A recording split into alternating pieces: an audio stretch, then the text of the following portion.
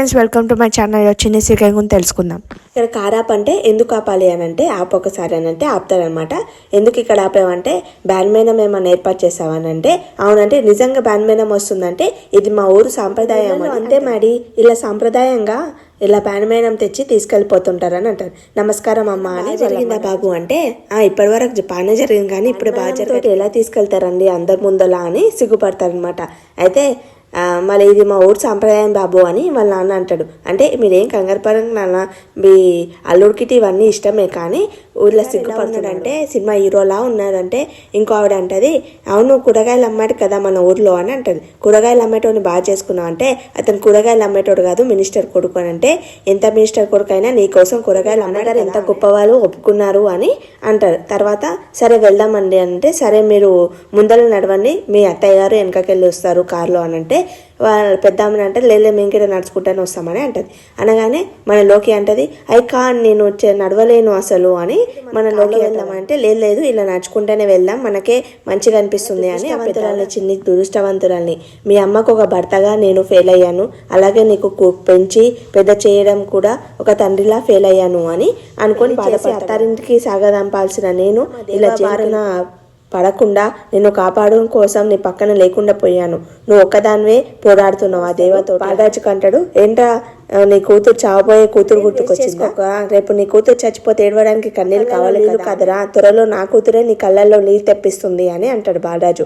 అంటే చూద్దాం ఎవరి కళ్ళలో ఎవరు నీళ్ళు తెప్పిస్తారో అని. ఇక్కడ నుంచి తప్పించుకొని బయటికి వెళ్ళి ఒక చిన్న గ్యాన్ని మెయింటైన్ చేసి నాతోటి పోరాడుతున్నాడు, కానీ వాడు కానీ దొరికిందనుకో వాడిని చంపేస్తాను నేను అని అంటాడు.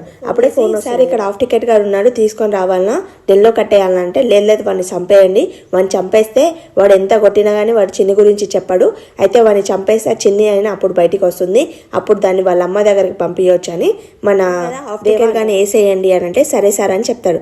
మన చూసావు కదా గుడ్ న్యూస్ అని అంటాడు మన బాలరాజుకి. అంటే వద్దు దేవా ప్లీజ్ వద్దు, వాడిని ఏం చేయగాడు అమ్మాయి కూడా వాడు ఆ మనుషులను వేసుకొచ్చి నన్ను చంపాలనుకున్నాడు, వాడు అమ్మాయి కూడా వాడు నీ కూతుర్ని వాడిని అసలు వదలని చేస్తారు, రేపు మీ కూతురు చేస్తుంది తర్వాత నువ్వు చేస్తావు, ఈ దేవుడు రాసిన రాత ఎలా ఉంటుందేమో కానీ ఈ దేవ రాసిన రాత అయితే ఇలానే కిడ్నాప్ చేసి తీసుకెళ్ళిపోతారు. తర్వాత మన మధుకి వెల్కమ్ అని రాస్తాడు. బావగారికేనా వెల్కమ్ అని అంటావు నాకన్నావా అని అంటాడు. అంటే అయితే ఆగక్క నేను గిట్ రాస్తాను, కొత్త అరుగురికి స్వాగతం అని రాశాను కదా, పాత కూతురికి స్వాగతం అని రాస్తుంటారు. ఆగండి ఏంటి అలా సింపుల్ గానే తీసుకెళ్ళిపోతారు అని అంటే మన లోకి అంటది బ్యాండ్ మేళంతో ఇంటి లోపల తీసుకెళ్లేటప్పుడు ఏదో ఒకటి ఉంటది కదా అంటే ఏముంటదంట అని అంటే ఆరతి ఇవ్వడం గాని ఒకరి పేరు ఒకరు భర్తలు చెప్పుకోవడం గాని అలా పెట్టించడం అలాగే ఎక్సెట్రా ఉంటాయి కదా, ఏంటమ్మా మర్చిపోయా అని అంటే వాళ్ళ ఫ్రెండ్ ఆరతి తీసుకొని వస్తుంది, ఊర్లో వాళ్ళ దిష్టి అందరి దిష్టి పోవాలి అని అంటది. తర్వాత పక్కల వాళ్ళ దిష్టి గిట్ట పోవాలి అని పేర్లు చెప్పాలి అంటే ఫస్ట్ మా ఆయన చెప్తాడు అని అంటది.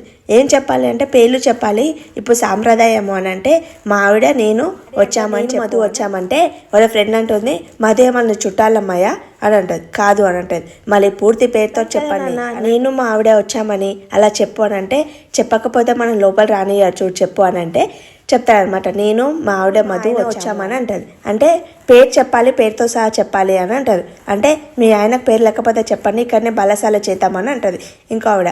తర్వాత నేను మహి వచ్చాము, మా ఆయన మహి వచ్చాడని చెప్తుంది.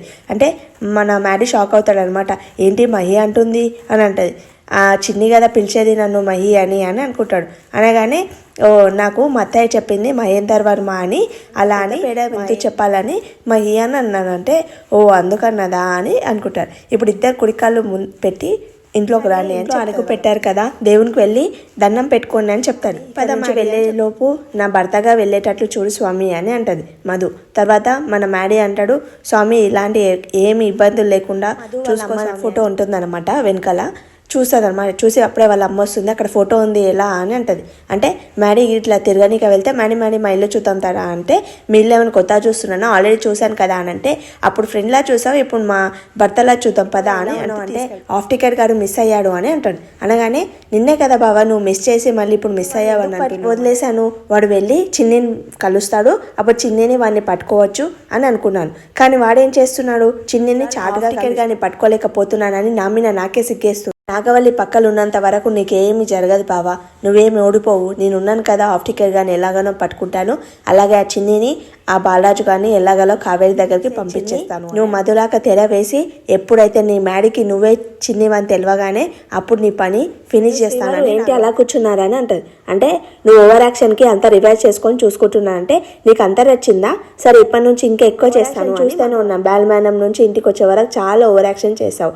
అసలు మనకు పెళ్ళే కాలేదని నేను అనుకుంటుంటే ఆ బాల్మేనం ఏంటి, అలాగే ఆరతి తీయడం ఏంటి, మా అమ్మ నాన్నకు అవసరమే, అలా ఏర్పాటు చేయాలి, లేకపోతే ఊర్లో వాళ్ళు ఏదో ఒకటి అనుకుంటారు. రిసెప్షన్ గురించి వ్రతం గురించి బాధ లేదు, కానీ మా ఇంట్లో బ్యాండ్ మేళం గురించి పేరు చెప్పించడం గురించి దిష్టి గురించి ఎలా ఉన్నావో మీ అత్తారింట్లో అలానే ఉండాలి. మా అత్తారింట్లో ఏం చెప్పావు నువ్వు?